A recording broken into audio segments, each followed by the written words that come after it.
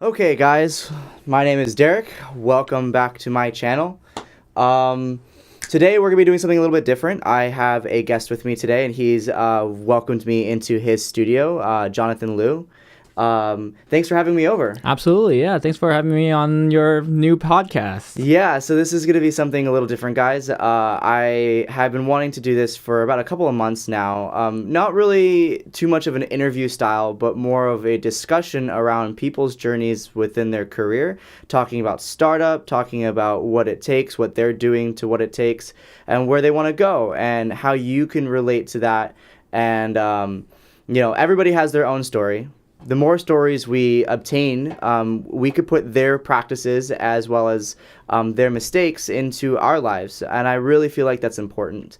So let's get started. It's just a conversation. This is not like an interview, guys. So I want to start off just a couple questions, though, for John. For sure. So where are we? So right now we're in Revolver Recordings. I rent a studio space out of here, and I work out of here. Yeah.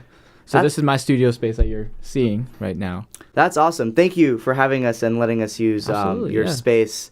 Another quick question is, how long have you been doing music, man? I've been doing music. I've been recording music for about 4 or 5 years or so, and I have been playing music. I'm a musician, so I've been playing piano since I was about 5, so quite some time in music, but professionally about 4 years or so. Gotcha. Yeah. Cool, man.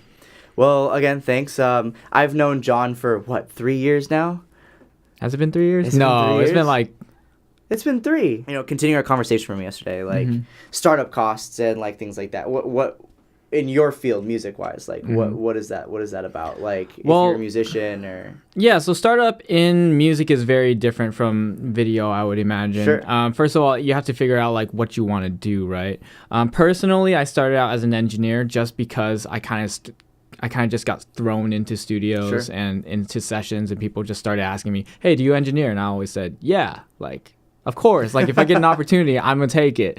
So startup cost for me, honestly, I just started out with a computer. 13-inch MacBook Pro from 2012, 13-inch MacBook Pro. And that's all I had at the time. I literally would intern and work at studios and do sessions.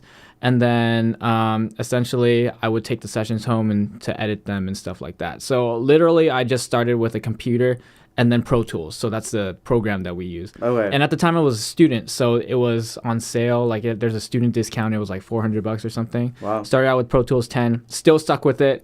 Like, even though they're at like Pro 12. Tools 2018 now, 2018? The new one just came out. So there's no Pro Tools 12. Yeah, Pro Tools 12. so it went from like 10, 11, 12, then 18. 2018. Yeah, so that's been quite a few years. What's new about that?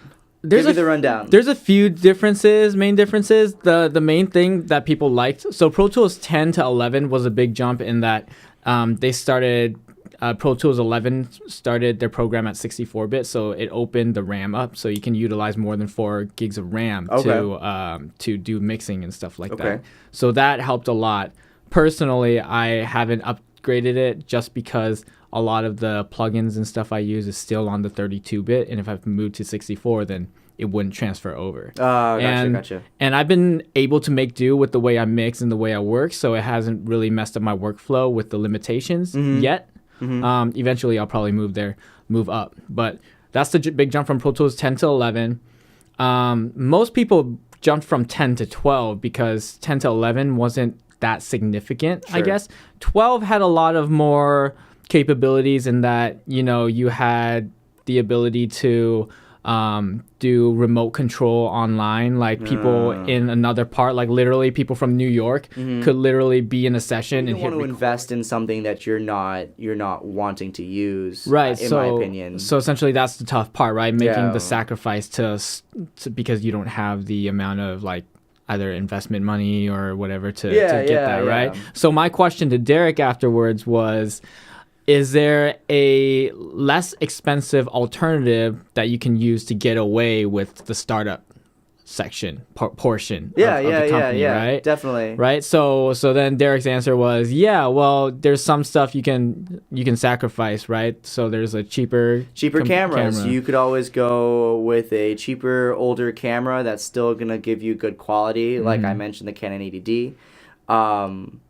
Flipping it around though, I want to ask you, like, in terms of audio, what would you sacrifice in startup costs? There are absolutely a lot of sacrifices. The main thing that I sacrificed was the computer processing power when I started up. So I started up with a 2012 MacBook Pro 13-inch, and that was an i5 processor. At the time, I literally, I would put a few plugins on it, and it would just crash. It would be like no CPU usage at the time. So that was one of the compromises I had to do, because that just limited me in that I wouldn't be necessarily able to do complete mixes on my own computer, right? So my next alternative was, hey, if I'm doing all these sessions and I do that session and take it home, is there a way that I can, still utilize the time that I have at home with the computer I have and be able to still complete those mixes to some extent? So what I ended up having to do was I would do the sessions, bring it home to edit, do the cutting, do all the timing, which doesn't require any of the plugins.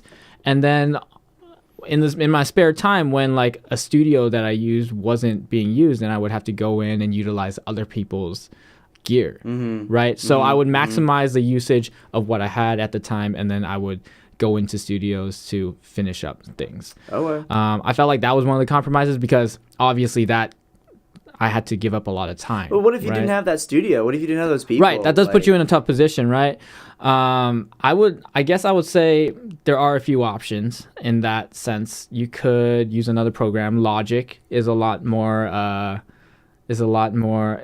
better with optimization on Mac operating systems. It's also cheap. Exactly, yeah. It's what, $200? Yeah. So that's why when most people ask me, hey, what program should I use when I'm trying to do music? What program should I use? Start with Logic. Yeah. Because Logic, we're not in the world where... Yeah, going back to what I was talking about. We were just talking about fighting the software. Yeah, right? so fighting your gear, fighting your software. Exactly. It takes away from the creative aspect of what you're trying to show, you're trying to listen to, or you're trying to make your viewer or listener feel, right? And you don't want to be fighting the process, because the process is how the story is told, right? Your creative process, it's how you get the work done. Exactly. The way I kind of see it is that when you hear about all of these big time producers who makes hit after hit after hit, they have a formula. There's no doubt they have a formula and they know what they're doing, right? So the key to getting there is to figure out what that formula is. And if you're fighting any of those things and trying to get there at the same time, that's just something that's holding you back, making it more difficult for you to get to that position. Yeah, right? definitely. So I can confidently tell you, whoever's listening, if you're trying to start doing music and you want to do startup, best way to go, MacBook Pro. Get a solid microphone. I would probably suggest something by Audio-Technica, because they have really good low-end things, right? Okay. AT4040 is really good. Sure. I personally started with the AT4047. It's a little more expensive than a 4040, but I bought it used, so I got a good price on that, if you need a mic. And then $99 Scarlett. Okay, guys, I'm going to take some notes just really quick. I'm going to have him repeat this. Nice. Right? All of this will be in the links, guys. And then interface. Scarlett. Just get a Scarlett Solo, and that's like $100, and that sounds great for what it is. Solo? You wouldn't even get like a duo? A duo, or they have the... I mean, it depends on what you're trying to do, right? The duo is like $150. So if it's $150 that you think will be worth it, most people, when they start doing music, what do? They do MIDI tracks, and then they just throw a vocal over it, right? It's true. So they don't necessarily need to spend that extra $50 for the two. But if you want two microphones, but how often do you use two microphones at a time? Let's talk about mentality. Let's talk about what does it take to get where you want to go. I mean, neither of us have reached that point yet, right? But I feel like it's still very important to talk about. And at the same time, I feel like you should never have that mentality where, like you're saying, I've made it. I've gotten to that point where I am happy and content with what I'm doing with my life, right? Sure. So you got to keep moving up. Okay, so that's the first thing. That's the first thing. Say, yeah. That's the first thing right there. I mean, is always being hungry, right? For that drive. Like, what type of hunger do you have? Like, what do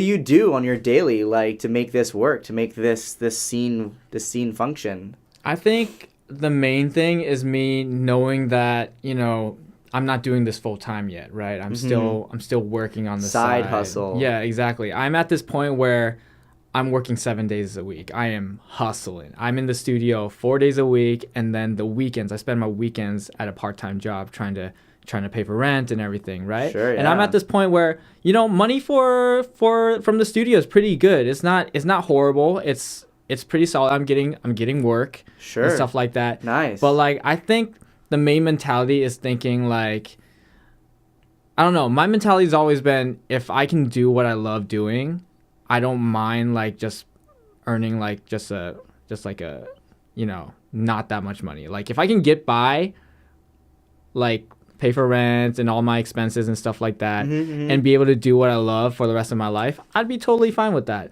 Obviously, that's not my goals. That's not my goals, but I feel like, you know, if there's a point where I feel like money is the main reason why I'm doing that, then I feel like I'm in the wrong field.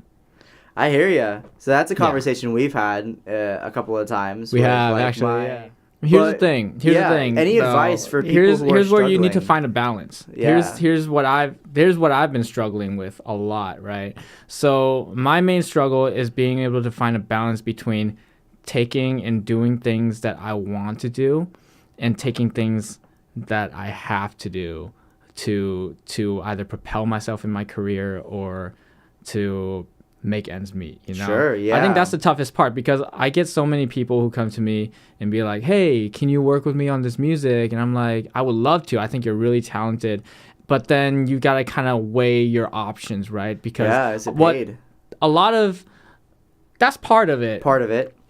I feel like the main part, especially when you're in music and nobody's really made it huge yet, is finding the right people to work with who will take advantage and propel not only that own person as a brand, but you as a producer, engineer, whatever you are, right? Me not being the guy to put my own brand out there and try to be like, hey, I'm the artist, listen to my own music. Yeah, means it's that much harder to make it big, because you have to make these artists, right? You have to work with these artists and make sure these artists get to that point so that you'll get recognition. Okay. And that's the toughest part, because there are so many artists that I work with who in the past, this is how I learned from it. In the past, I've worked with so many artists who are extremely talented, and, you know, I would love to work with them, but they're just not willing to either put in the resources to propel themselves, right? Like, I'll be able to help them on the music end, but I'm not the person to help them on the branding and the marketing end, right? I don't want to be that guy too. It's like, I have that mentality where I can do it, right? I have a very business like mindset. I mean, thank you for having us here, guys. If you're here at the very end, check out the links in the description for everything that we've been talking about. Check out my Instagram. Check out Instagram. I'm working on YouTube now, so check out hopefully John. I'll have some new content soon. Plug. What else? What's your handle? I mean, I think the main thing is just if you want to follow me, just follow me on Instagram. It's just my full name, Johnathan Luu. Derek will link it below. I'll link it. I'm working on quite a few projects right now. I'm pretty excited about it. So. What's your YouTube channel? Luunatik Records. So he'll link it. Luunatik Records. I'll put it in the link. What's your Twitter? I don't use Twitter. You don't use Twitter? I have a Twitter. I don't use it though, so don't follow it. It's okay. Yeah. Okay. Instagram, YouTube. Snapchat? I don't use Snapchat. You don't use Snapchat, okay. Yeah. It's Instagram and YouTube. YouTube. Facebook is no longer a thing now, right? But Facebook owns Instagram, so they're doing fine. Yeah, here. Like, comment, subscribe. Yep, like, comment, subscribe. Comments for sure. Tell me what you think about this new series I'm doing. This is going to be a trial run. If you liked it, comment below. Give it a thumbs up. If you have any any whatever, I don't know, feedback. Yeah, sweet. For sure. Okay, we're gonna wrap it up here. We'll see you next time on whatever this channel is gonna, or whatever this show is gonna be. You're gonna figure out a name before you post it, right? Hopefully. Hopefully. Okay, this is the end credits. All right. Cut. See ya. Peace.